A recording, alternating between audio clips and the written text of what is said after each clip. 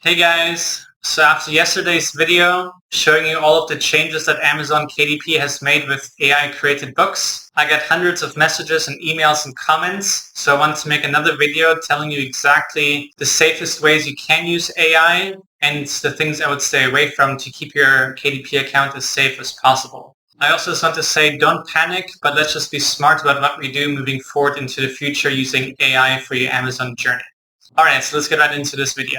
So when Amazon makes big changes to the rules and regulations, I think the wrong thing to do is panic, but then at the same time doing nothing is also not the best solution. I think the ultimate solution is right in the middle. Looking at the facts, looking at the data, and then making your decisions based on that. So the one thing I want to quickly highlight is what Amazon is saying here. And it says Amazon is collecting information about the use of artificial intelligence, AI tools, and creating content. So right now that is all Amazon is actually doing. They're collecting data.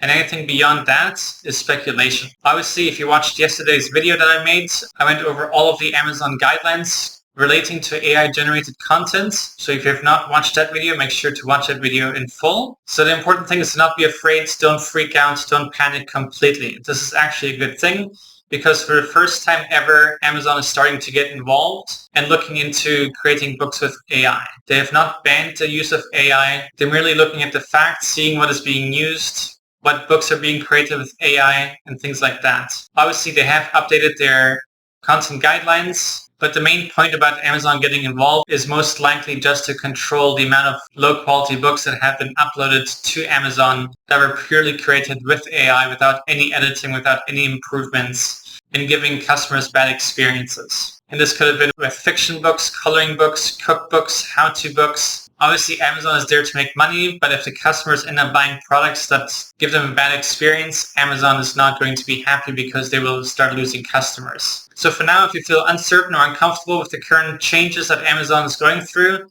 just create books without AI. It's as simple as that. If you're uncertain or not sure about it, just create books that you fully created yourself, fully original content, high quality, that people would enjoy and give you 5-star reviews on. That's just the easiest solution while we wait for more rules and for more laws to come into place. But this is the start. Amazon is starting to look into it. So overall, I think this is very positive. So the one thing I do want to caution you about is using freelancers and pages like Creative Fabrica, because Amazon KDP does now require for you to openly and honestly admit to say whether or not any images, text, or translations were used either in full or partially by AI. So you really want to make sure that anything you outsource that you know is either created with AI or is truthfully created without AI. Because if you get something created from a freelancer and they tell you it was not created with AI, but then Amazon later discovers that it was created with AI, now you're violating their content guidelines, and that can get your account into trouble, or at minimum your book in trouble. So if you're using anything from Creative Fabrica, you really want to make sure that the content is either created with AI, but you actually know about it,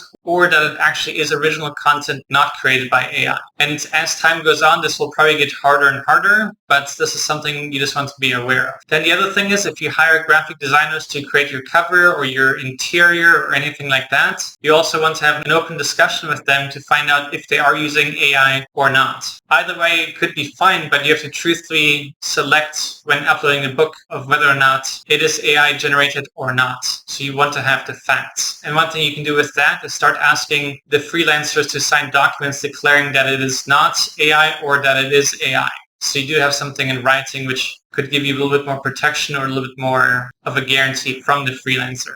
Then the next thing you also want to look out for is illustrations. If you hire someone to illustrate for your kid's storybook or for your coloring book or anything like that, you also want to find out, same thing once again, is this created with artificial intelligence? Is it edited after using AI? Or is it purely created in Photoshop or hand-drawn or something like that?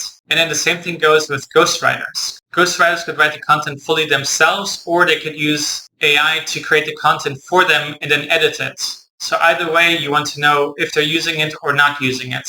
And if they are using AI to write the books and then editing it afterwards, make sure you are okay with it. And if you are okay with it, just select that option on Amazon that it was created and edited with AI. And then there's one other point which some of you might not be aware of, which is that Midjourney can actually create a lot of duplicate content. And let me explain what I mean. So when you're using a tool Midjourney, as you can see here, in the top right corner, there's a search bar. And here you can type in any keywords and see what people have created using that keyword as part of their prompts. So if you look right here, I typed in coloring page, and then here we can see that this user had coloring page as part of their prompt to create this. So we can see the username, we can see the images we created. Then here's another example, and here we can see that someone created a prompt about kids' stories. And then when you click on this image on the right side from your search, you can click on it and Midjourney will show you the 4 images here. And then you actually have the option to download these images or to make variations from it. So if you choose to download it, then a person can have the same exact image as you. And whether or not there's copyrights or no copyrights, someone can use it. And people could already be doing that. And that can lead to duplicate content. So if many books start having the same pages and a customer ends up getting a few different books and they start noticing that they have the same interiors, one person could end up getting a bad review because of it. And if Amazon takes notice of it, then they can flag your book for duplicate content, and that would also not be good. So if you're using Midjourney, there's a more expensive tier where you can have a private server where you can create your images that are not publicly shared as part of the Midjourney server. So if you have the resources and money to do that, then maybe that's something to consider if you want to have a little bit more privacy. And if you don't have that, that's also totally fine, but just be aware that this can happen. This is just to show you the truth of what is possible with Midjourney and what might happen if you are using it. I myself love using Midjourney. I love creating with AI, so this is not an anti-artificial intelligence video, not at all. I'm just giving you the facts so you can make your own decisions and decide what you want to do with your own KDP journey. Alright, so once again, if you have not seen my first video about all the KDP rules and guidelines about using AI with your books, I'll leave a link down in the description, and I would really highly recommend watching it so you're fully aware of all the changes, because after all, your Amazon accounts being safe is the most important thing for your longevity. Alright, so now on the positive side, so let's go over the ways that you can use AI for your KDP journey. And there's actually really nice things you can do with it. So the first way that the AI can be used is to help you write better product descriptions or book descriptions for your book listing. So if you're not sure what to write in your description, or if your description seems a little bit too short, or you feel a little bit uninspired, you can use ChatGPT to help create a description for you. Just give it some prompts of what your book is about, and it will give you some great inspiration for your description. And if you want to take it one step further, you can take the description that ChatGPT has written for you and then just personalize it and change it to your own likings. That way it's still fully unique and not purely AI. But that is completely optional. You don't have to do that, but just something that I would do myself. So descriptions is one way. You can definitely use it. Amazon has nothing against it right now. So this can still inspire you or even help save you time. The way that ChatGPT can be used would be for keyword ideas or ideas where you set them back in keywords. There's a lot of people that struggle figuring out what kind of keywords or words to put into the keyword slots. And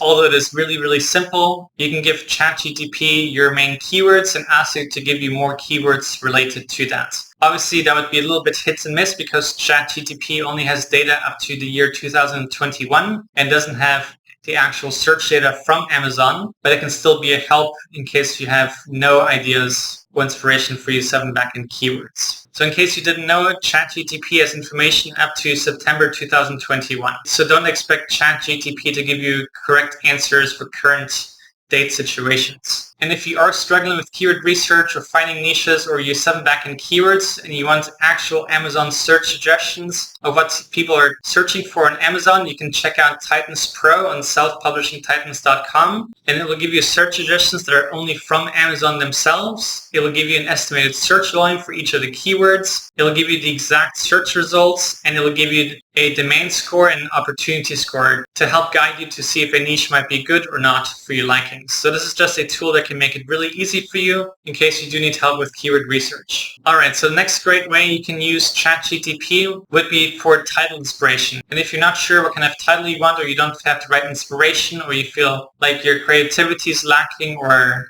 anything like that, you can give Amazon a few of the titles from your competitors and ask ChatGPT to give you maybe 5 or 10 different ideas of different titles that could be better than your competitors. And then ChatGPT will give you a list of all of its suggestions, and then you can use that for inspiration.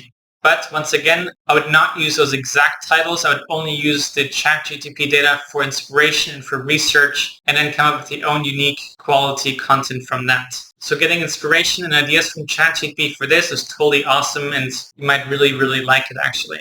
Alright, and in case you've been wondering and speculating why Amazon is asking for all those questions, I think one is just to gather data to see what tools are being used and what they're being used for. But then I also do think, my personal guess, total opinion without any facts, is that they might start showing on the product listings if a book was generated with AI or edited with AI or anything like that. Because there have been complaints to Amazon about buying books that they did not know were created with AI, and that resulted in a bad buying experience. So some people do care about AI-generated content and others don't care at all. But if Amazon is being transparent with the buyers, then no one will really care. They either like that it's created with AI or they don't like it. And if they don't like it, they can just continue shopping on Amazon and then no one really has a bad experience. So that's one of my guesses that might happen in the future, is it might say that it is created with AI or not created with AI. And then there was one comment I saw on YouTube on my last video about this change with Amazon, and they were speculating that they might start creating categories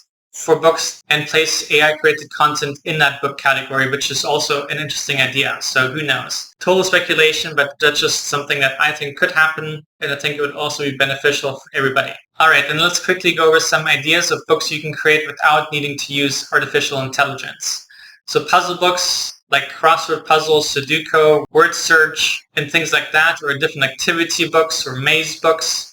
Those can all be made with tools that can create unique content without the use of AI and without duplicating content. And those kind of books, puzzle books and activity books, they're really fun to make. And my wife Claire and I have made lots of these books and done really, really well with them. So it's always on the top of our list. And if you don't like medium content books like puzzle books and activity books, you can also choose to do low content books like planners, journals, and notebooks, because obviously there's no AI needed to create those kind of books. Alright, so here's my recommendations. If you are going to use AI, especially to write books, I would recommend using it to assist you rather than to write it all for you. And the reason I'm recommending this is because this is what Amazon says, and this is in quotes, and then this is what they consider as AI assisted.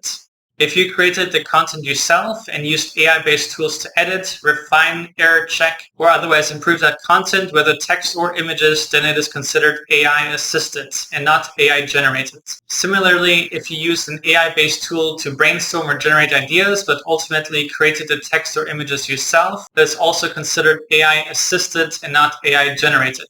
And then they further go on to say that it is not necessary to inform us of the use of such tools or purposes. So that's a pretty bold statement from Amazon that they don't care if it's assisted with AI. So to me, that is the safest route you can go. So rather than creating the entire book with AI, use AI to assist you in creating the book. So they're totally fine to use AI tools to edit, refine, and error check.